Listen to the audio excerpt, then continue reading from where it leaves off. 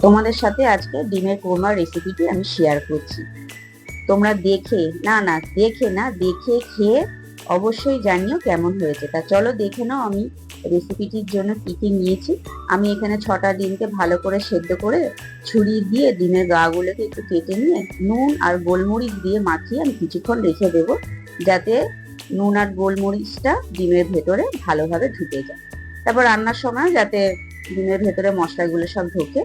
তা এরপরে দেখো আমি কি কি নিয়েছি। এখানে কাজু বাদাম, কিশমিশ, কাঁচা লঙ্কা, পেঁয়াজ কুচি, আদা কুচি, বেশ কয়েকটা রসুন সব আমি মিক্সিং এর মধ্যে দিয়ে দেবো। দিয়ে আমি এখানে 2 চামচের মতো রিফাইন তেল দেবো, কারণ আমি এখানে এইটা জল দিয়ে পেস্ট করবো না। ভালো করে চাপা দিয়ে দেবো, চাপা দিয়ে সুন্দর করে পেস্ট করে নেবো। এরপরে কড়াইয়ের মধ্যে আমি রিফাইন তেল দিয়ে বেশ কিছুটা পেঁয়াজ আমি ভেজে পেঁয়াজের বেরেস্তা করে নেব।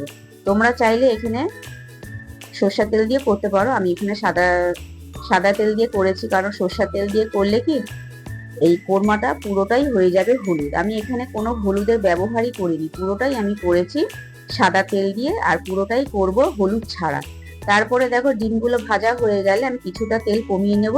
কমিয়ে নিয়ে তারপরে আমি সাদা জিরে, গোটা গরম মশলা আর একটা শুকনো লঙ্কা ফোড়নে দিয়ে ভালো করে মিশিয়ে নিয়ে আমি ওই যে মিক্সিটা করে রেখেছিলাম, যে পেস্টটা পেঁয়াজ, আদা, রসুন, কাজু বাদাম, ওই পেস্টটা পুরোটা দিয়ে দেবো।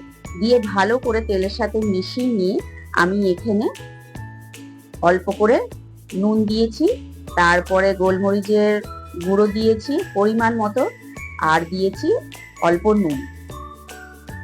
নুন, নুনটা আগেই দিয়েছি, আর দিয়েছি পরিমাণ মতো চিনি দিয়ে ভালো করে মিশিয়ে নিয়ে আমি এখানে 3 চামচের মতো টক দই দিয়ে দিয়েছি। টক দই দিয়ে আবারও ভালো করে সব মিশিয়ে নিতে আমি এখানে 1 কাপের মতো প্রথমে দুধ দেবো। দুধ দিয়ে ভালো করে মিশিয়ে নিয়ে পরে আমি আবারও 1 কাপের মতো দুধ দিয়েছি ঝোলটা একটু বাড়ানোর জন্য। তারপরে দেখো ঝোলটা ভালো করে ফুটে গেলে আমি এখানে ভেজে রাখা ডিমগুলো দিয়ে দেবো। এই কোরমাটা এত সুন্দর হয় না খেতে। তারপরে এখানে আমি 4টের মতো কাঁচা লঙ্কা দিয়েছি আর গরম মশলা দিয়েছি। গরম মশলা ভিডিওটা আমার দেওয়া হয়নি। তারপরে সবশেষে পেঁয়াজের বেরেস্তাটা দিয়ে দিয়েছি।